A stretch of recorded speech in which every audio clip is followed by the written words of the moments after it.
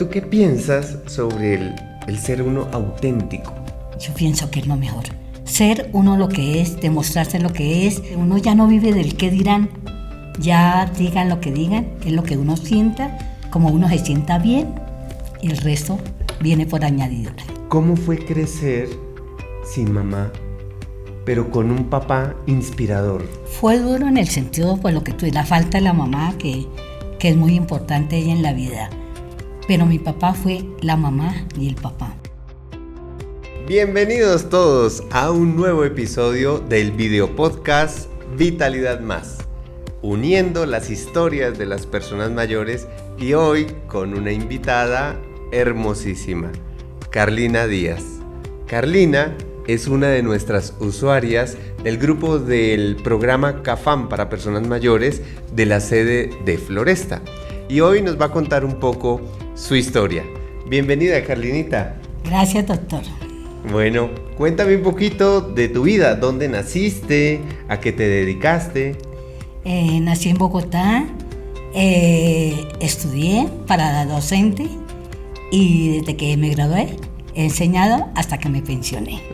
Bogotana con sangre caleña, ¿no? Por eso yo te he visto bailar y bailas muy sabroso.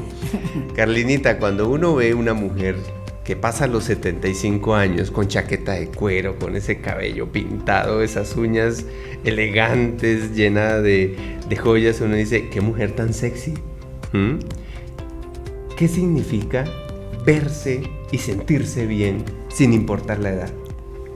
Se siente ser uno lo que es, ser feliz, disfrutar de lo que tiene a su alrededor y las personas con las que comparte. Sí, a veces a uno le dicen, deberías vestirte así o peinarte así. ¿Sí?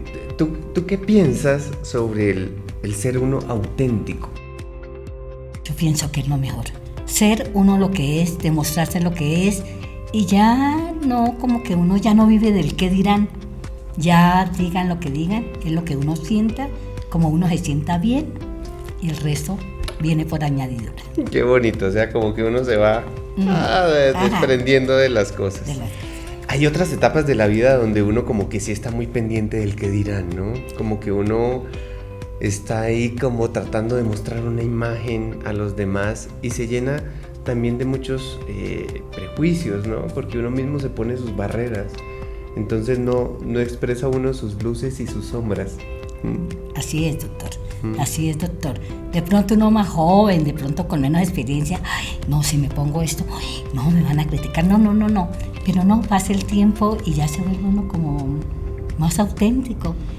Hace uno lo que le gusta, lo que a uno lo hace sentir feliz. Ya lo que digan, pues bien, pero es lo que uno quiera. Muy bien. Carlinita, tú tienes una historia particular, ¿sí? Digamos, vienes de una familia muy numerosa, 10 hermanos, ¿sí? Sí, 11 conmigo, doctor. 11, imagínate, 11 hijos tuvo esta hermosa pareja, pero a la edad de los 10 añitos perdiste a tu mamá. Sí.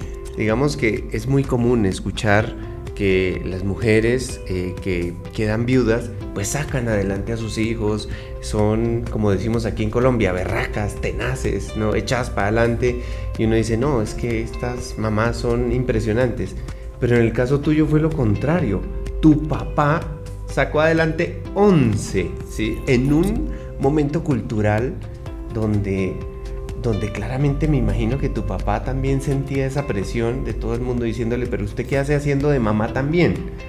¿Cómo fue crecer sin mamá, pero con un papá inspirador?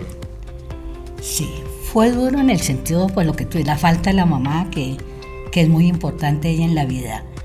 Pero mi papá fue la mamá y el papá. Es que nosotros, bueno, lo idolatramos por eso, porque él a todos... Mi hermana menor quedó de 3 añitos, imagínate. Entonces él, con su trabajo, era inspector de espectáculos públicos. Eso le decían el señor Díaz y su familia. Porque si íbamos a tal lado, él con sus chinos. Corra para un lado, corra para todos lados nos trasladaba. Y a todos nos dio el estudio. A todos, bueno, nunca se volvió a organizar. Lógico, él era muy bonito, muy simpático. Tenía sus amistades, pero nunca la llevó a la casa. Siempre a su familia las respetó y nos dio, como te digo, a todos el estudio, nos sacó. Y lo más admirable, que a mi hermana menor, que quedó de 3 años, la casó en un octubre, era la última que le quedaba, y ya en un enero del año siguiente falleció. O sea, después de dejarnos a todos estudiados, organizados. Oye, mira que me haces reflexionar sobre ese propósito en la vida, ¿no? Que se va renovando con el tiempo y donde muy seguramente tu papá decía, mi propósito es darles su estudio, que queden organizados, que queden bien, ese sentido de protegerlos, ¿no? Sí, muy lindo.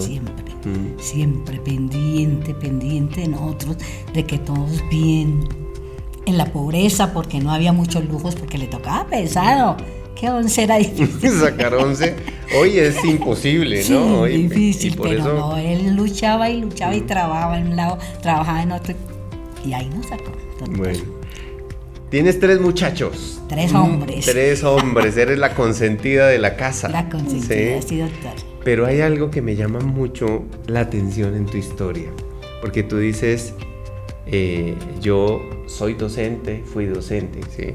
Eres de esas profesoras de vocación, pero no de esas que dejan mal recuerdo, sino de esas que sus alumnos todavía llaman. Todavía me recuerdan. Esto ya habla de que marcaste la vida de muchas personas, pero a veces trabajamos siempre para los demás y digamos, uno dice, no, es que fuera de la casa a ella todo el mundo la quiere, ay, pero dentro de la casa es una fierita, ¿sí? Pero aquí no. Tus 3 hijos son también docentes, o sea, es de estas mamás que inspiran, ¿no? Que dicen, yo quiero ser y seguir el camino de mi mamá. ¿Cómo fue ese proceso de ser docente, de gozarse la docencia, pero escuchar a 3 hijos que en su caminar dicen, quiero seguir tus pasos, mamá? Sí, de pequeños fue una época difícil porque trabajando los dos con mi esposo y los chicos pequeños y seguidos, imagínate, eso era briegue para dejarlos, bueno, pero se les fue dando su estudio, todos estudiaron en colegio público, hicieron su primaria en colegio público, universidad distrital pública, y ellos fueron como tan juiciosos, como tan, no sé cómo catalogarlos, pero ellos, a pesar de que nosotros ocupados, ellos no esperaban que nosotros les hiciéramos, sino ellos hacían sus tareas, buscaban, de pronto cuando íbamos en los buses, el que estaba aprendiendo las tablas de multiplicar, mamita, ¿cómo es las tablas? Bueno, repetíamos en los buses las tareas, todo, pero cuando ellos estaban solos, pues se defendían, y así se acostumbraron y se volvieron muy responsables y salieron adelante con el apoyo de nosotros, pero más el esfuerzo de ellos. Qué lindo, y ahorita son unos grandes docentes. Sí, gracias a Dios, todos preparaditos, profesores, todos oficiales del distrito, muy bien. ¿Cómo la vida te ha ido recompensando esa falta de tu mamá, ¿no? ¿Cómo la vida te ha dado más de lo que esperabas? Y pensando, digamos, en ese recorrido, yo quiero que nos volvamos al pasado tuyo, a tu infancia, y trates de recordar cuál fue ese regalo de Navidad, ese primer regalo o ese regalo especial de niña que te llegó al corazón y por qué. Ay, mi papá era tan especial con nosotros, no solo conmigo, con todos. Y él trataba de darnos lo necesario, ¿cierto? Para que esto. Y no faltaba en una Navidad, así fuera un cuadernito, un lapicito, algo, no eran grandes cosas, pero... Y a mí me regaló porque él veía que nosotros jugábamos mucho a la escuela. Con mis hermanos, como éramos tantos, jugábamos a la escuela, jugábamos trompo, jugábamos bolas. Bueno, esa era nuestra niñez. Mi niñez fue muy linda, muy linda. Y entonces él veía que a mí me gustaba ser la maestra y yo los cogía todos. Entonces me dijo, cuaderno, te voy a regalar este cuaderno y este lápiz para que escribas lo que te nace, lo que vas, qué quieres enseñarles a tus hermanos, que no vayas a improvisar allá, sino escriba y mire a ver qué es. Entonces desde ahí yo empecé, vea, sí, hay que prepararse, porque no, pues la improvisación es buena, pero a veces no siempre sale bien, entonces hay que estudiar. Ese regalo de Navidad que te imprimió una vocación, mira qué lindo, a veces nosotros pensando en temas muy superficiales, sobre todo en esta época donde uno está, digamos, muy pendiente del comercio, de dar un regalo muy fino, muy caro, y las cosas sencillas tal vez son las que transforman. Hoy, mi querida Carlinita, ¿qué te gustaría que te regalaran de Navidad? Ay, a mí, pues mira que yo casi no espero tanto regalos materiales. Sí. Pues sí, los dan, que de pronto una blusita, que no sabe, como saben que me gustan tanto, que joyita y todo. Pero a mí lo que más me gusta que me regalaran la unión de la familia. Yo soy muy familiar y ellos lo saben y ellos dicen, con mi mamá, estar todos, estar juntos, apoyarnos los unos a los otros. Para mí el mejor regalo es ver a mis hijos, ver mi familia bien.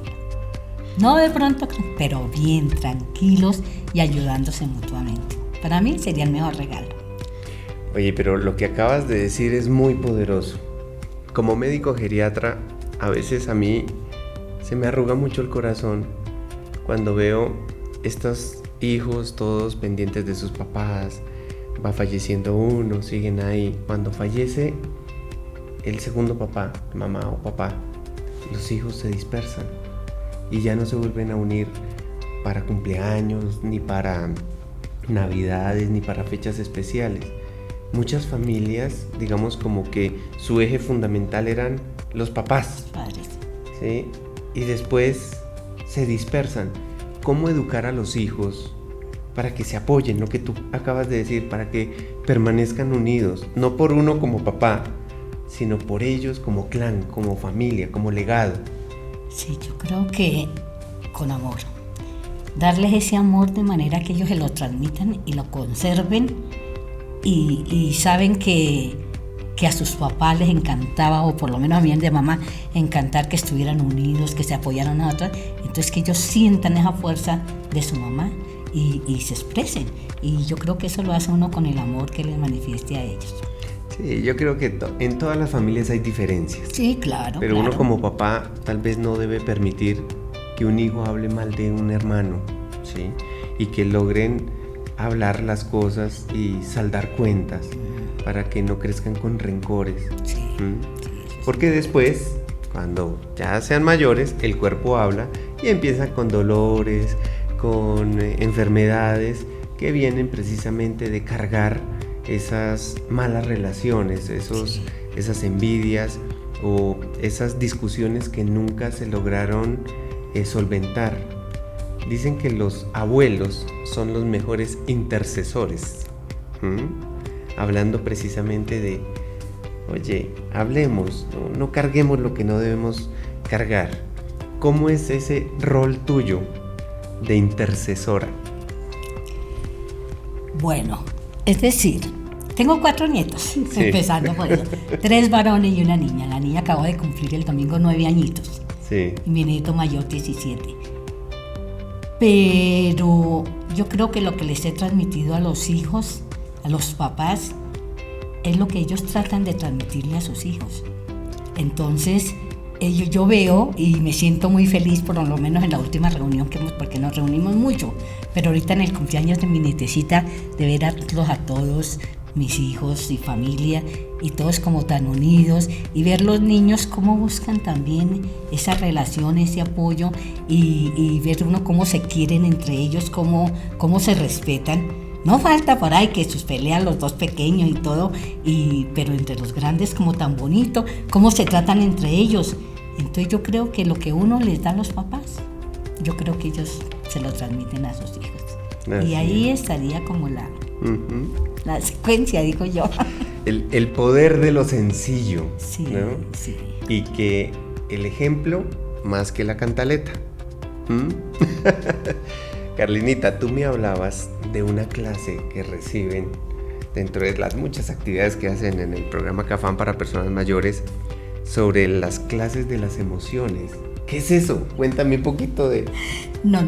Es que yo llegué al programa y lo que le contaba al doctor, llevo muy poco, hasta ahora en agosto va a completar 3 años, pero para mí ha sido toda una vida. Sí. Porque admiro a las señoras desde el primer momento que llegué, todas tan afables, como lo reciben a uno con ese cariño, todo. No, una belleza. Yo quedé, mejor dicho, impactada, y lo que nunca, mi deseo es levantarme, alistarme y salir para mis clases, porque me parecen maravillosas, no solo los profesores por las enseñanzas que nos dan, sino todas las compañeras, el rol. Y una cosa que me sorprendió muchísimo, como a los poco tiempo de haber llegado, una compañera, Isabelita Rivera, me dice, mira, nosotros acostumbramos a tomarnos un tintico, ¿quieres acompañarnos? Yo, pues, dígame, vamos. Encantada de ver que ahí en el segundo piso, centro comercial, nos reunimos y lo que decía, ¿no? Se habla tan rico, pero es donde uno siente muchas emociones, alegrías cuando ve con ellas cómo se cuentan los chistes, cómo se disfruta de la vida, pues uno se siente muy alegre, pues qué emoción. Tristezas cuando de pronto alguna tiene algún fallecimiento, alguien, entonces todos nos sentimos, nos metemos dentro de esa tristeza también. Y preocupaciones cuando alguna se enferma. Hay un compañero enfermo, algún familiar del compañero.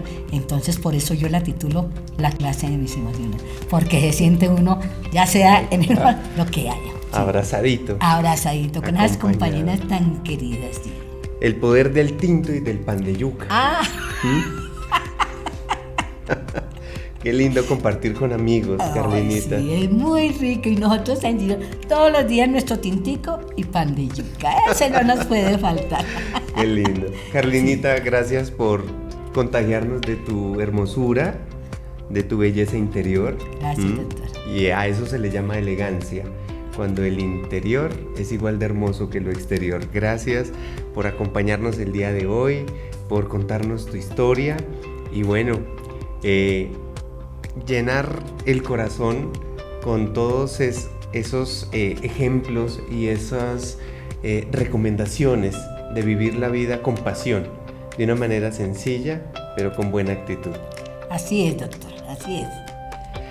Bueno, pues muy bien, queridos amigos, terminamos este episodio del video podcast Vitalidad Más. Los esperamos para próximos capítulos.